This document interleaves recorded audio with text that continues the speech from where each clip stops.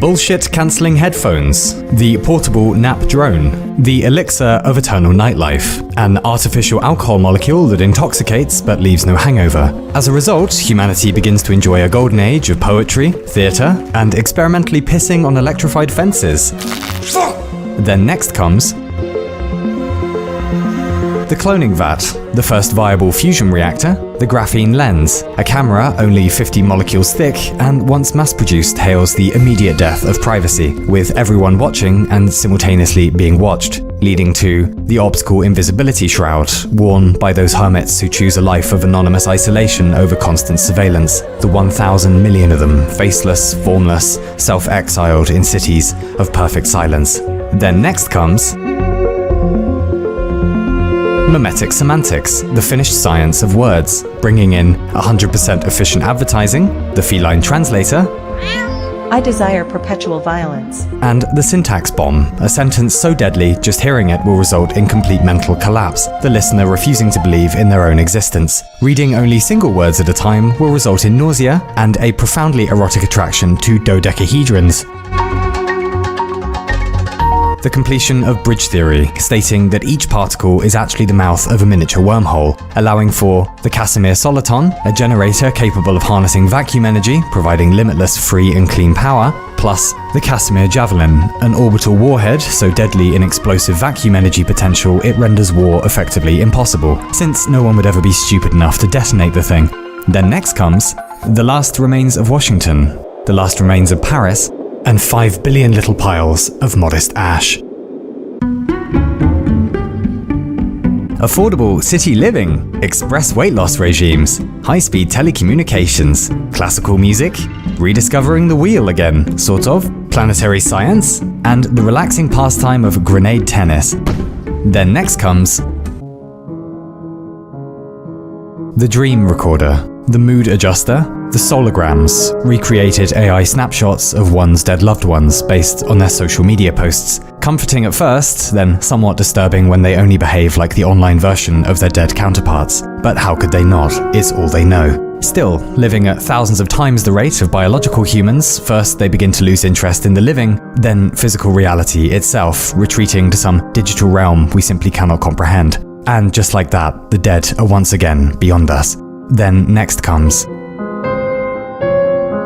with the biology of recall finally understood, so is perfected the mnemonic tonic, an enzyme capable of modifying or destroying any desired memory. Food becomes the preferred method of ingestion, entire restaurants serving meals designed around the alteration of the past, including Undertaker's moussaka, an eggplant-based delicacy for those who've recently lost someone, sure to remove the dead from the mind entirely as though they never existed at all, thereby escaping grief. Almost. Also, heartbreak daiquiri, a cocktail consumed by both parties at the end of a relationship, not to erase them from each other's minds, but rather implant false memories of parting on good terms, that everything was easy and kind and there was actually no resentment or hurt, just a dull, mature goodbye. The walking paths are full, frequented by those who feel grief but remember no grave to attend, those who reach in the night for the outline of a lover they adored but remember no face, no name, no little notes on the fridge. They wander aimless, quiet and orderly, polite and forlorn, deprived of their own histories, adrift in the vague but insistent certainty that something that was supposed to last forever has been lost forever. Then next comes the antimatter reactor, the wormhole generator, and the mass negation drive. Using a field of negative mass to propel spacecraft cheaply into orbit, it is theorized, however, that even small field destabilizations could lead to runaway nuclear fusion upon launch, blocking out the sun. Furious global protests arise at this, demanding more testing first. Naturally, these hysterical displays are ignored in the name of progress, because it is, of course, unfounded nonsense. Humankind is destined for the stars. Now we will make our rightful home among the infinite rapture of the cosmic ocean. Now we will become undying, the naysayers be damned. Now we will chic evening wear, even more affordable city housing, an expedient judicial system, the wheel again, kinda, word processors, renewable energy, the peaceful transition of democratic governments, and a minimum wage, as in the minimum wage, which is no wage, unless you'd like it to be your fucking kidneys on the menu today. No, I didn't think so, Alistair. I didn't think so. Jesus. Unions.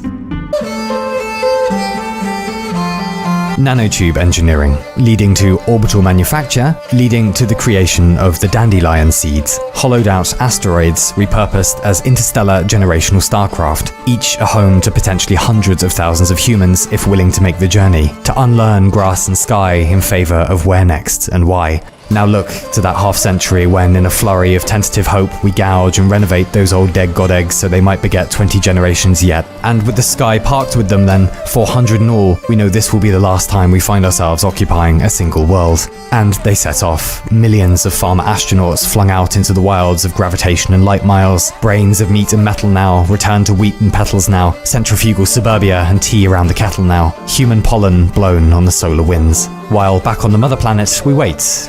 And we wait. As a bird, how does one live best with an empty nest? Then next comes.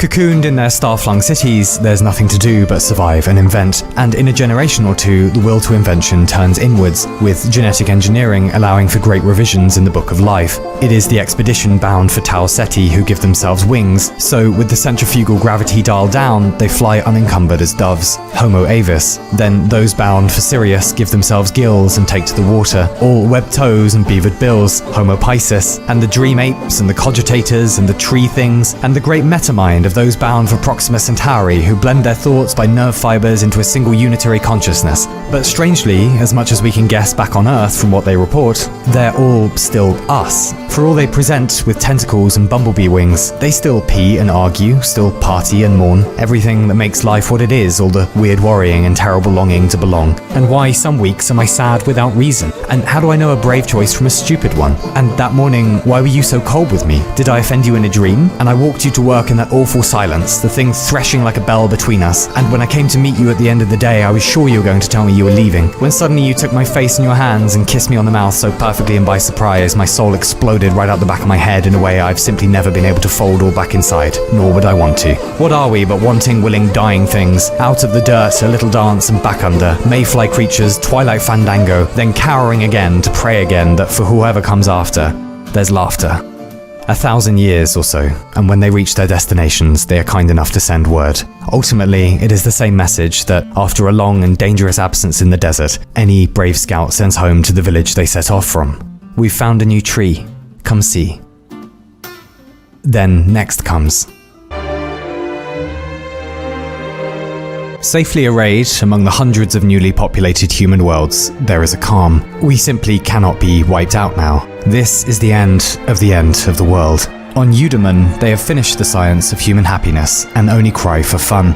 On Tempus, each town is built around an entropy reverser, and if one blunders, they need only walk into the mists of backwards time and emerge a week earlier and correct their mistakes. On Metodi, a single ocean dominates the world, only its water contains teleneurotransmitters, so all those who swim in it inhabit the minds of all those other swimmers, can backstroke in their hurts and histories, dive into their longings and lost loves, the ecstatic communion of the big us. Truly, this is the last chapter of history. But what is there left to do to a house when the furniture is perfectly aligned, the stairs perfectly inclined, the blinds cuddling up to a sunset never less than best? Only seems natural that one begins work on the land instead. Then next comes.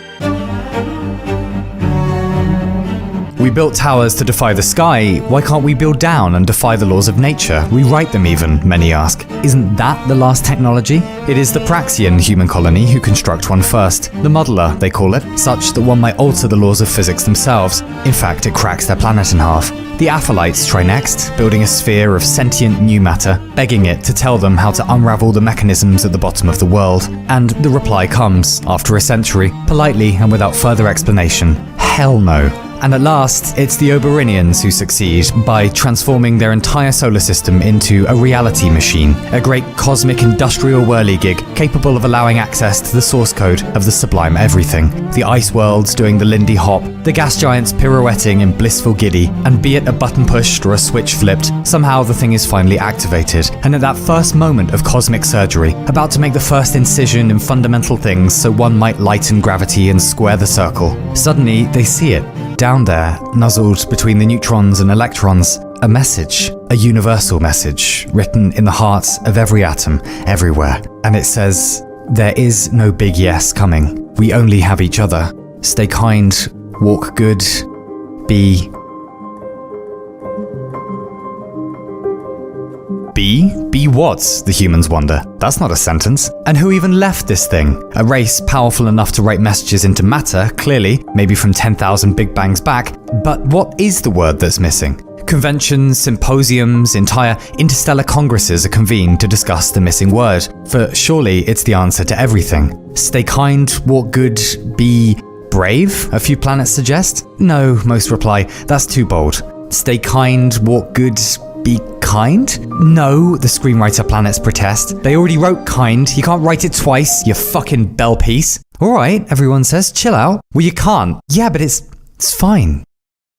Jeez. 10,000 years of this, the galaxy's greatest philosophers at each other's throats. And just as the conflict is reaching its maximum, just as it seems war might break out over this thing, at last a galactic vote is taken. But if they can't guess, then they'll finish the damn sentence themselves. Stay kind, walk good, be infinite, they decide. How infinite? In whatever capacity they can, they say. In all of them. Then next comes...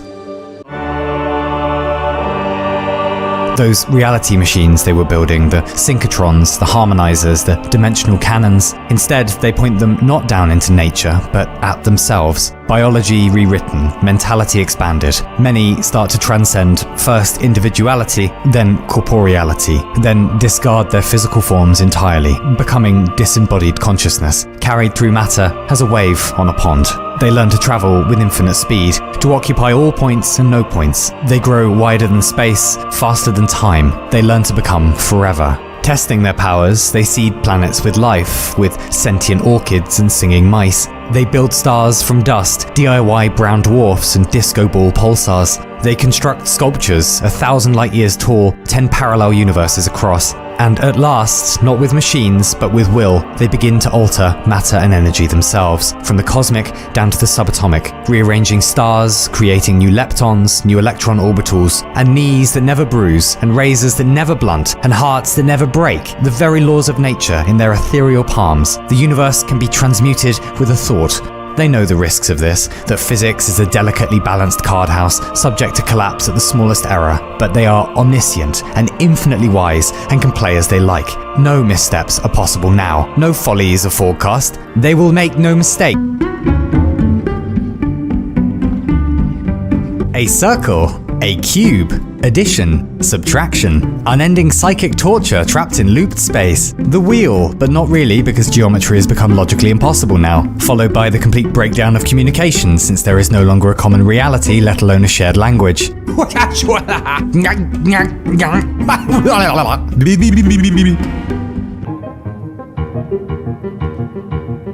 But children grow up eventually. 5,000 centuries, and now they only make beautiful things. And soon they forget they were ever human, just as humans forgot they were ever fish. In curiosity, they become everything that ever was, just to see what it's like. Ants and mice and elephants, clouds and transistors, a glance, a grudge, a nook, a rest. And after millennia of this, they have been every animal, every idea, every particle and number. They are immortal, and they are bored. There is nothing left unknown. Well, except for the missing word in the old message, which, like an abandoned manuscript, still sits unfinished upon the desk of progress. Stay kind, walk good, be what? What is there left to be that we haven't already invented or conjured or destroyed?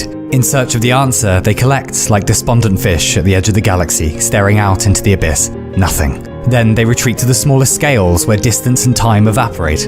Nothing. But there is one place they have not yet checked, not in 500,000 years anyway. Where did they leave it? That first world where everyone started being, the one with all the fighting and the crying. Surely someone there can solve this, can reteach them the methods of mystery. And they set off as they came so long ago, for old time's sake, inside enormous hollow asteroids. The long journey home. They pass all their old projects, like one rediscovering childhood toys. The machines, the dancing, the graves. Oh God, what was it all for? The beaches, the blackboards, the bicycles. Oh God, what was it all for? And as they accelerate, they begin to remember. They learn to take up bodies again, carefully at first, like easing into a hot bath. Legs and hands and feet, hunger and thirst and doubt, flesh things once more. How? How did anyone live like this? So small and passing, so full of infinite desperations impossible to express. Longing and rancor, mercy and spite. Among warped starfire then, they recall the braveness of honesty and the finality of joy. How good it feels to find another mind just as strange as oneself and say, I would like you by my side until my little race is run. And they recall the will to hide from shame, the safety of uninformed certainty. They rediscover ideologies and cliques and wars, minor ones at first, then whole fields where their old friends lie down and do not get up again. And how confusing that is when minds are gone forever. They rediscover mourning and grief and crying out for things to be any other way and things only staying that way. The bayonet, the shoelace, the screw. Oh God, what was it all for? The love letter, the radio, the lie. Was everything for nothing? And by the time they spot the little blue world and the little white moon approaching, they've remembered everything forgotten and forgotten everything worth remembering. Returned to the childhood home, ignorant as they came. The prodigal gods come begging. Then next comes. They wake with terrible headaches, the million-year hangover, and a woman standing over them, and she says, "What time do you call this?" "Sorry," they say, "we were busy with stuff." "Well, you're here now," she says.